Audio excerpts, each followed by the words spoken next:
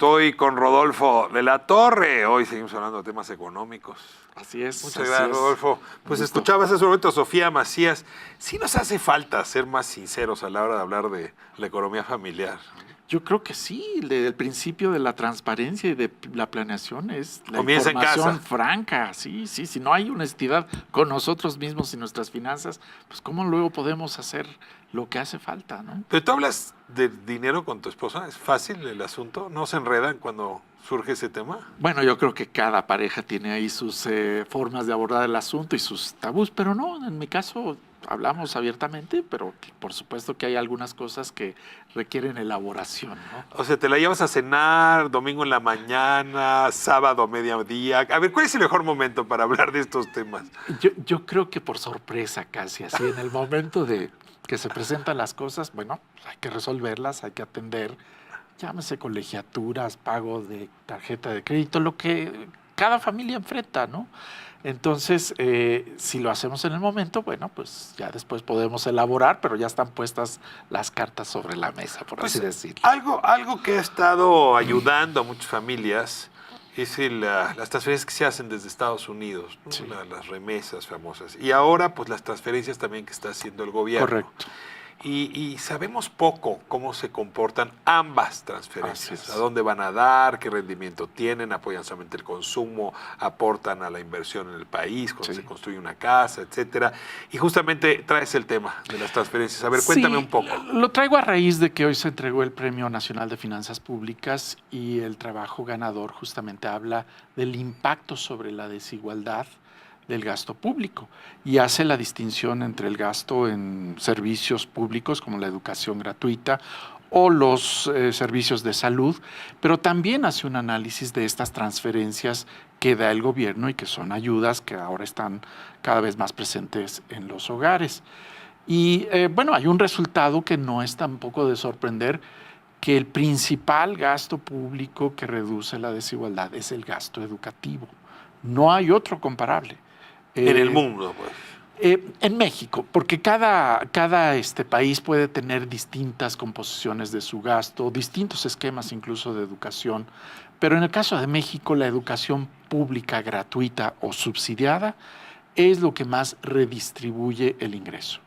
Y se encuentra en segundo lugar las transferencias y en tercer lugar, paradójicamente, la salud no está teniendo el efecto distributivo, y me estoy refiriendo al pasado, que se pretendía. Y digamos, no es tanto por el esquema de atención a las personas más pobres, que sería el seguro popular anteriormente, sino el hecho de que no se unifican los sistemas. Sigue habiendo esta dicotomía, incluso ahora con el INSABI, entre los que reciben servicios de salud por la seguridad social formal y los que reciben otro tipo de servicios con menos recursos. A ver, ayúdame a ver los números. Vamos a poner 1989. La inversión del PIB que se hacía en educación no rebasaba el 3.2 del PIB. Aproximadamente. Hacia la primera década del siglo XXI, pues no duplicamos, pero casi. O sea, llegamos a un 6%. Sí, así Bueno, es.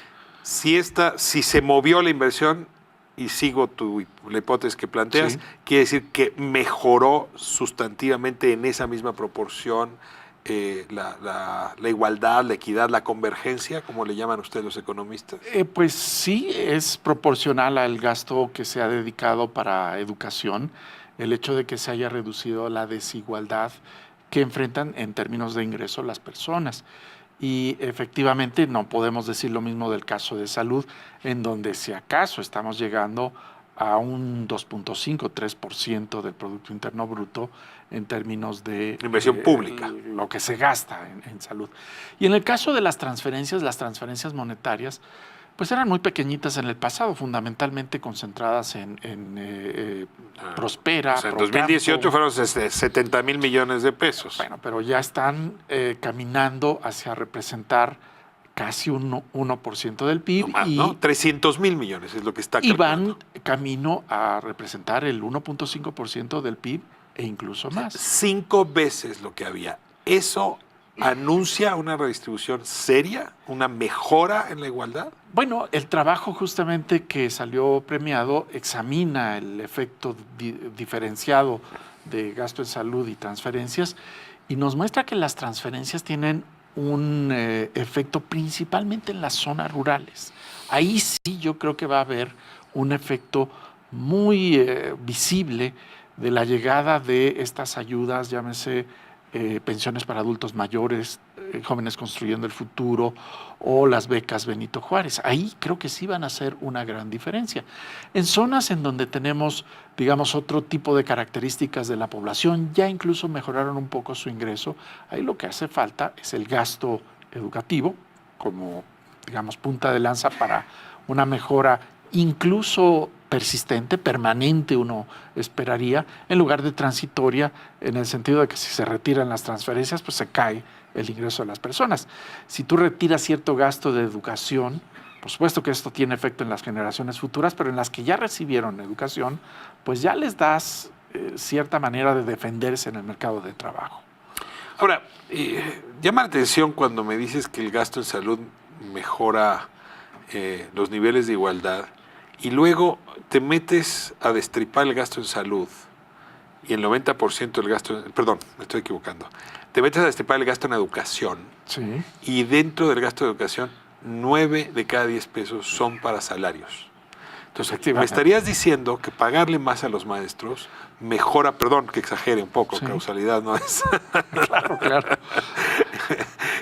Pero lo que sí te diría es, hemos gastado mucho en sueldos, poco en infraestructura, casi nada en textos Sí. y tecnología, y sin embargo ha habido una mejora de la igualdad a partir del gasto en educación. ¿Cómo te Efectivamente. explicas esto tan raro? Bueno, lo que estamos viendo es que las familias, por el hecho de tener acceso a la educación gratuita, pueden dedicar parte del ingreso que sería dedicado justamente a esta educación, en caso de ser de paga, para otros menesteres, para otros asuntos, y eso les permite liberar pues recursos que aumentan su bienestar. Entonces, es ese factor, ese primer impacto de no tener que estar pagando colegiaturas, cuotas, útiles escolares, porque aquí me estoy refiriendo al gasto en educación en una forma amplia. Y por supuesto que el gasto principal que se realiza en la provisión del servicio son los sueldos y salarios. Es una industria, llamemos, de un sector absolutamente intensivo en trabajo, pero en un trabajo de cierta calificación. Y sí, en la medida en que los salarios vayan siguiendo pues la capacitación de los maestros, su posibilidad de tener mejores aptitudes para la enseñanza, mejores herramientas para la enseñanza, hay que pagarlo, porque efectivamente están dando como resultado esta reducción en la desigualdad. Ahora, no sé si este trabajo u otros que tú hayas visto nos dicen cuáles son las transferencias que tienen mayor impacto.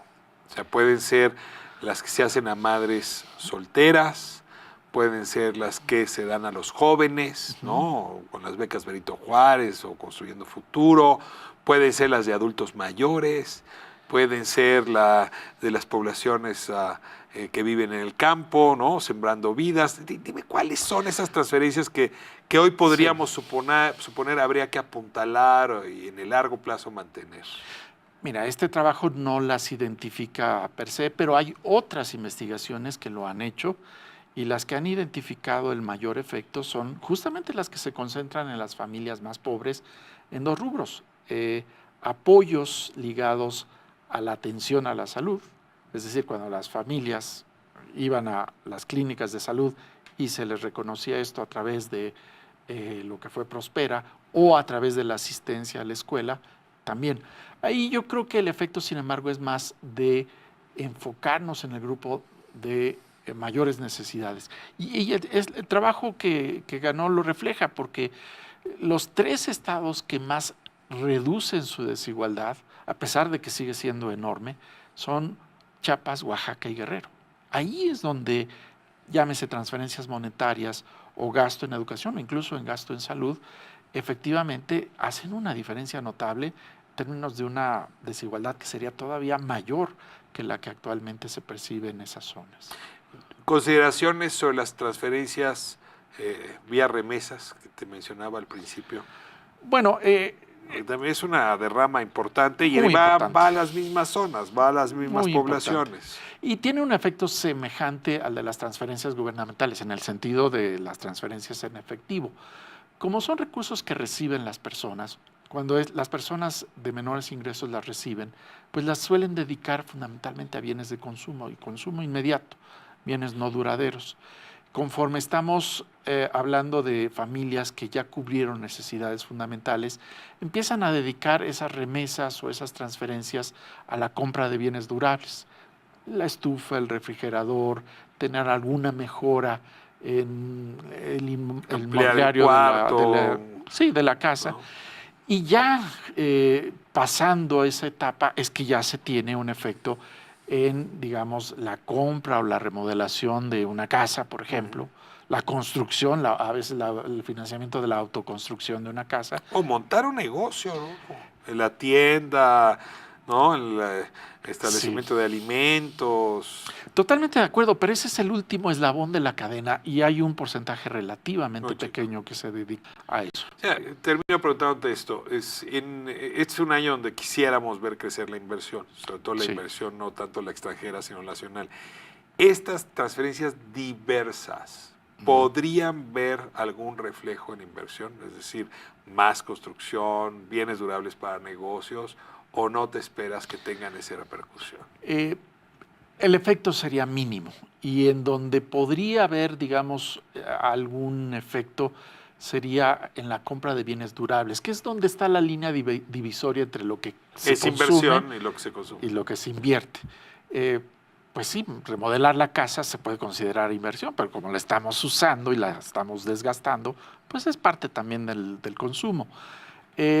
La inversión en negocios, por ejemplo, esa sí yo no la veo partir de las transferencias.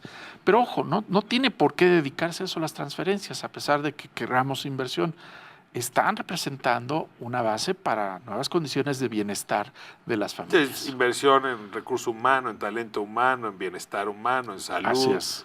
¿No? Es otra suerte de inversión, hay que decirlo. Sí, es una inversión fundamentalmente en las personas, en lo que requieren para su consumo día a día.